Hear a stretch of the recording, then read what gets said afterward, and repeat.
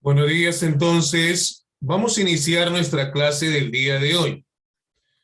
Vamos a hablar de un presidente que va a gobernar 10 años en la historia del Perú. En la primera oportunidad fue porque el pueblo lo quiso, pero en la segunda va a buscar reformar la Constitución. Él va a usar una serie de tretas hasta delitos. Se creía que él quería perpetuarse en el poder. Fujimori va a gobernar 10 años en la historia del Perú.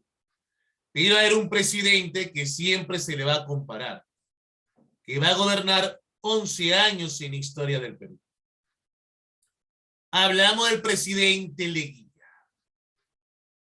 Muy bien, vamos a hablar del gobierno de Alberto Fujimori. El primer gobierno se da de 1990 hasta 1992.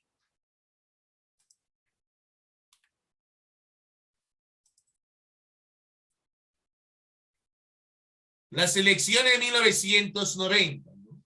Se presenta un candidato, un ex rector de la Universidad Agraria de La Molina, Alberto Fujimori, con su partido, que es Cambio 90. Él va a buscar desarrollar una política gradualista en su gobierno y se va a enfrentar a Mario Vargas Llosa, ¿no? Con su partido, el FREDEMO, ¿no? El Frente Democrático.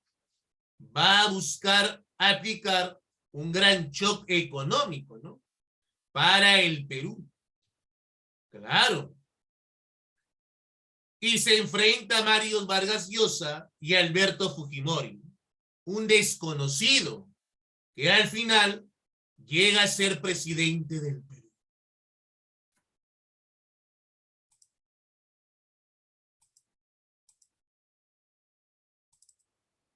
¿Qué era el choque económico, no? El choque económico era privatizar las empresas públicas, ¿no? Como lo hace Fujimori. Reducir las funciones del Estado, achicar la burocracia. Pero, ¿qué nos dejó el gobierno aprista? Aislamiento internacional. O sea, no se pagaba la deuda externa. García dejó de pagar la deuda externa. La hiperinflación. O sea, la inflación llegaba hasta más de 2000%. ¿Eso cómo se llama? Hiperinflación. La economía estaba estancada. Había terrorismo en el Perú. Recordemos que Belaúnde dijo, es un grupo de desadaptados, lo que había pasado en Chuchi y Ayacucho. Pero no era un grupo de desadaptados, eran terroristas. Y es más, ahí se captura a Abimael Guzmán, ¿no? A Abimael Guzmán no lo capturó Fujimori, lo capturó Belaúnde. Él dijo, no es un problema para la sociedad.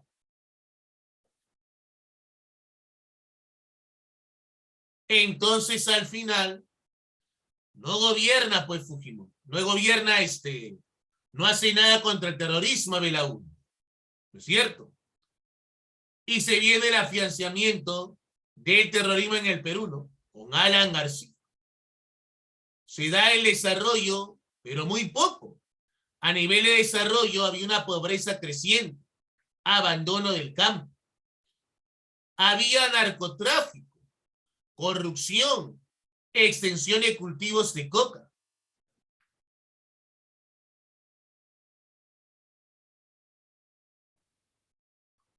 Atentados terroristas. El atentado a Canal 2, ¿no? El 5 de junio de 1992. El atentado a Tarata, 6 de julio de 92.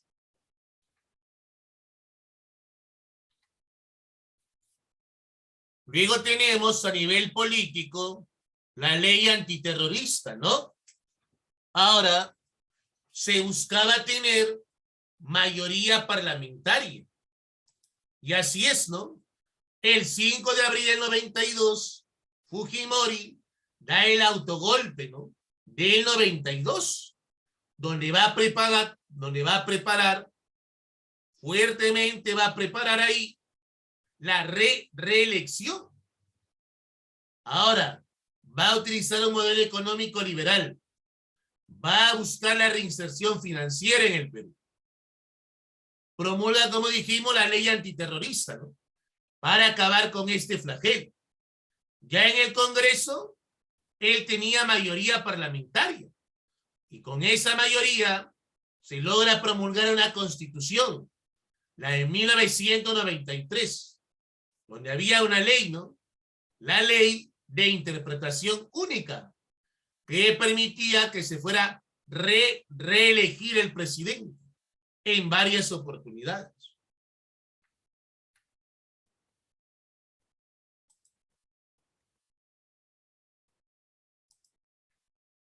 Ahora,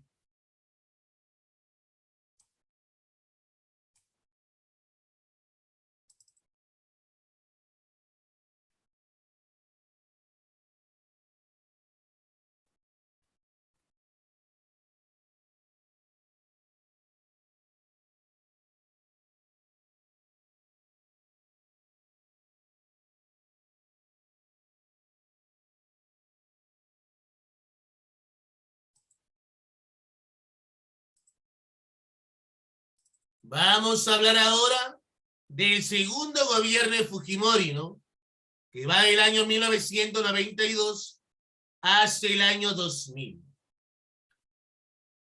Fujimori va a convocar a un congreso y se va a formar el CCD, el Congreso Constituyente Democrático.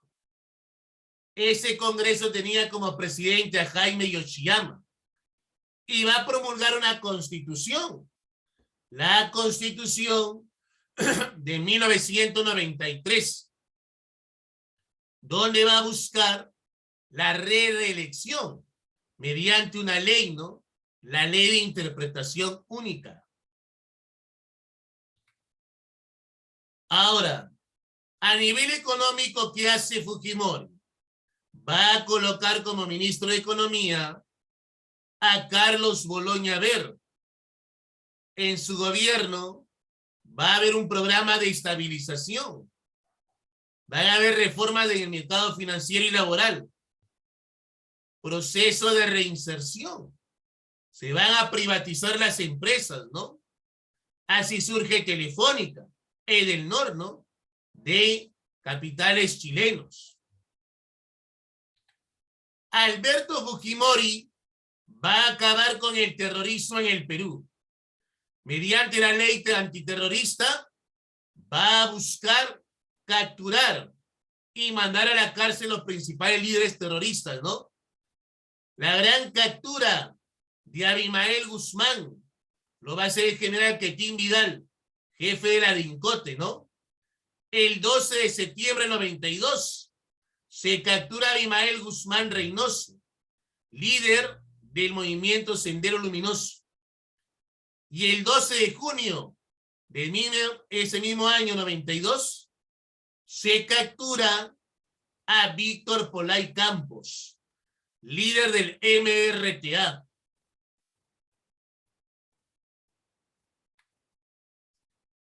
Va a haber una ley que va a provocar lo que significa la reelección de Fujimori, la llamada ley de interpretación única o ley de interpretación de reelección. Eso va a ser creado o presentado, este proyecto de ley, por Carlos Torres, ¿no?, y Torres Lara, congresista de Fujimori. Durante el gobierno de Fujimori se da el conflicto con el Ecuador, el conflicto del CENEPA. Claro, durante el gobierno de Alberto Fujimori.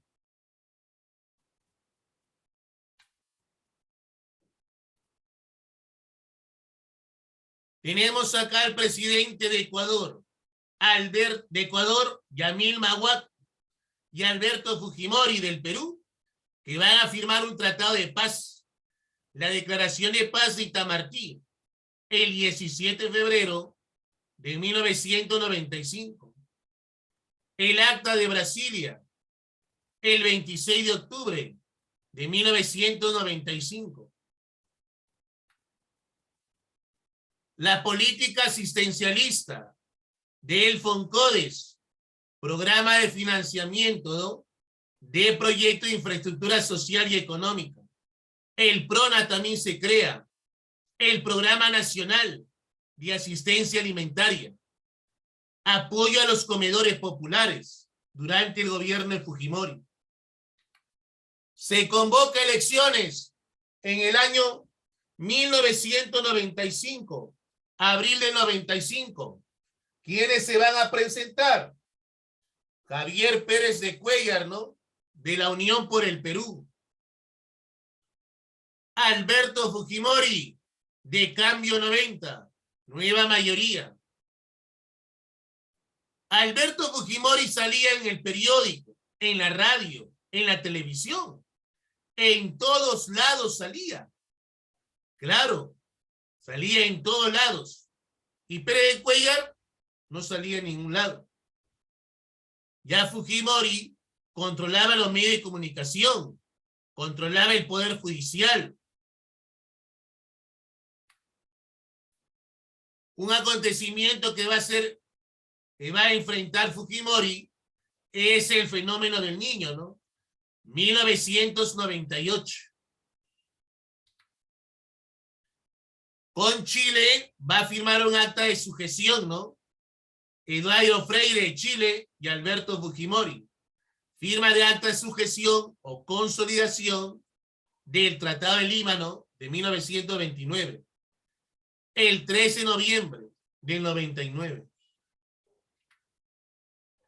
Se da la toma de la embajada de Japón durante el gobierno de Fujimori, ¿no?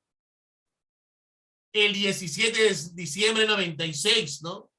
Lo va a tomar un líder terrorista, Néstor Serpa Cartolini, donde va a tener cerca de 72 rehenes. Ahora, ¿qué se celebraba en la embajada de Japón? El natalicio del emperador Akito, ¿no? Embajador.